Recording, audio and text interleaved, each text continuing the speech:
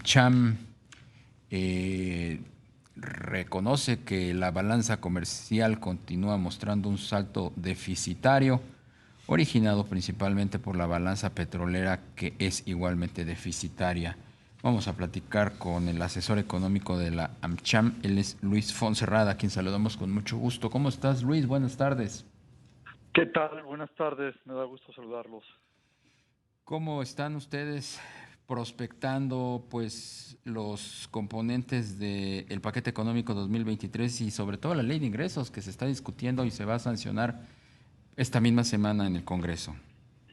Sí, bueno, pues es una ley de ingresos optimista, porque tienen para calcular los ingresos en cualquier gobierno, en cualquier país, son un porcentaje claramente del Producto Interno Bruto de la actividad económica.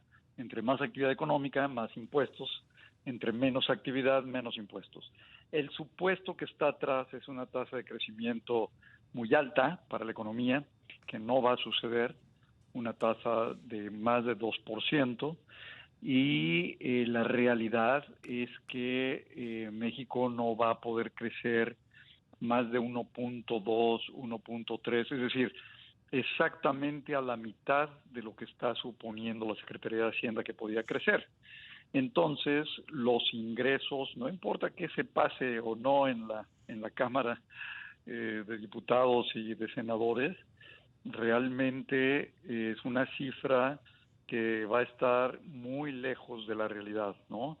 Con un crecimiento creciendo, con una tasa de crecimiento de la mitad de lo que ellos están suponiendo, por supuesto que habrá una menor recaudación. Entonces, esto va a implicar dos cosas. Una, o se reduce el gasto en la misma proporción que falten los ingresos para no tener déficit, o incrementar el déficit, lo que quiere decir un mayor endeudamiento que se agregaría al ya alto endeudamiento que existe, ¿no?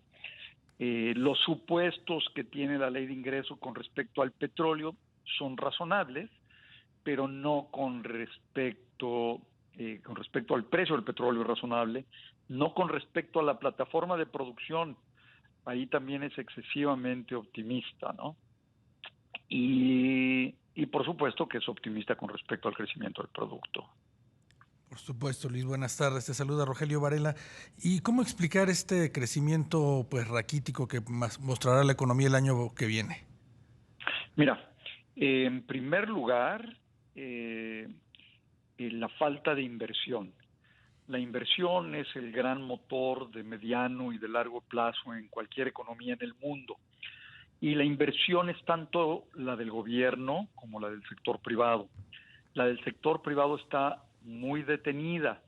Hay una inversión que apenas va, digamos, sustituyendo el desgaste de la maquinaria, de lo que existe, pero no hay una inversión nueva que produzca un nuevo crecimiento. Entonces, con una inversión privada francamente detenida, pues no existe este motor importante para la economía. Y la inversión pública es la menor que hemos visto en los últimos 80 años como proporción del PIB. Por lo tanto, tampoco es un motor que vaya a mover la economía. Entonces, la inversión en general no está. El consumo, que es la gran parte de la actividad económica, por la producción y por el gasto de las familias, etcétera, se está deteriorando por la inflación. Es decir, los ingresos de las personas no están creciendo igual que los precios y por lo tanto compran menos cosas. Por lo tanto, el consumo real, el consumo en bienes y servicios, alimentos, etcétera, va siendo menor cada vez. Por lo tanto, la producción tampoco tiene ese motor. Lo único que nos queda son las exportaciones. Y si Estados Unidos, como bien se ve, no sé si llegue a una recesión, pero sí a una reducción importante de su actividad económica que ya se viene viendo, con excepción de este último mes, que se portó muy bien la producción industrial y todo, pero es muy probable que se reduzca. Por lo tanto, no hay elementos para un crecimiento superior a 1.2, 1.3 en todo caso el año próximo.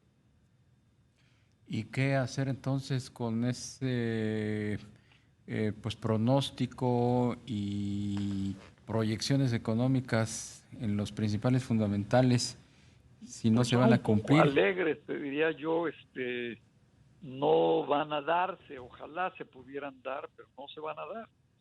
Entonces, bueno, pues la solución, yo comentaría, es la misma de siempre, propiciar más inversión. Y para eso hay que dar la certeza que sabemos que no existe, ¿no? Ujú. Mira, se ha platicado mucho, Darío, Rogelio, de la importancia que puede tener el nearshoring, ¿no? Sí. Este gran interés que pueden tener muchas empresas que están saliendo de Asia para reubicarse en México. Sin embargo, y sí, hay interés, pero muchas de estas empresas que vienen llegando dicen, bueno, sí nos interesa, ven el contexto y dicen, pero a lo mejor nos esperamos al 24 a ver qué pasa, porque tienen miedo de que de nuevo haya un cambio en las reglas del juego, que no se respeten los acuerdos y también pues con la expectativa de ver que esta controversia que se inicia sobre el TEMEC por haber violado los contratos que se habían firmado de inversión extranjera precisamente, que en esto consiste este panel que se puede formar ahora, pues también detienen esas decisiones, ¿no? Entonces, creo que sí hay solución, por supuesto que la hay, pero pues es respetar las reglas y dar certeza a la inversión, ¿no? Por supuesto. Luis, y el tema del endeudamiento que por lo proyectado para 2023 pues será sustancial, ¿qué tanto representa un riesgo? Mira, hasta hoy, en el 22, no veo que las empresas calificadoras en el mundo, o sea, Moody's y Standard Poor's y Fitch, vayan a tomar una decisión antes de que termine el año. Pero con el poco crecimiento que puede haber el año que entra y por lo tanto menor recaudación y efectivamente, como lo acabas de decir, una un mayor endeudamiento, creo que sí existe el riesgo de que ese mayor endeudamiento lleve a una reducción en la calificación de México para los mercados financieros internacionales. Y eso quiere decir que nos suban la tasa de interés y que perdamos probablemente incluso el grado de inversión, y eso sí nos complicaría mucho la vida, como ya nos ha pasado en el pasado, ¿no? Entonces esperemos que no se dé un mayor endeudamiento y que haya si hay menor recaudación, pues que haya un gasto que también se reduzca proporcionalmente, ¿no? El endeudamiento hoy en día no representa, yo te diría, sí hay un riesgo, pero no es un riesgo fundamental. Pero si nos endeudamos todo el año que entra y sin crecimiento, yo creo que sí. Pero pues es que para allá nos estamos enfilando, Luis. No hay elementos que nos permitan pues eh, visualizar otro camino que no sea ese. Me temo que tienes razón, efectivamente, hacia allá nos estamos encaminando. No se ve no se ve otro camino, ¿no?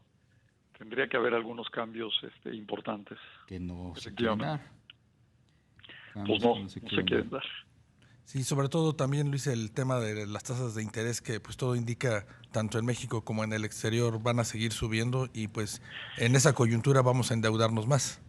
Efectivamente, y además con el tema, es decir, cuando sube la tasa de interés del Banco de México, sube la tasa de interés de los bancos, evidentemente, y sube la tasa de interés que el gobierno tiene que pagar para endeudarse, como los CETES y los bonos. Entonces, ese es un gasto adicional que le va sin duda, afectar en un renglón muy importante del gasto. El gobierno no va a poder decir, pues saben que como ya subió la tasa, pues yo no la pago, porque entonces pues la gente deja de invertir en CETES, que es financiamiento del gobierno, ¿verdad? Y sí, tiene razón, la tasa de interés, indudablemente la FED con lo que anunciaron ahora en Estados Unidos fue una reducción anual, pero cuando ves una reducción de la tasa anual es porque estás comparando con hace un año, pero cuando ves la inflación mensual, esa sí subió. Entonces, pues la preocupación continúa y sí van a seguir subiendo su tasa.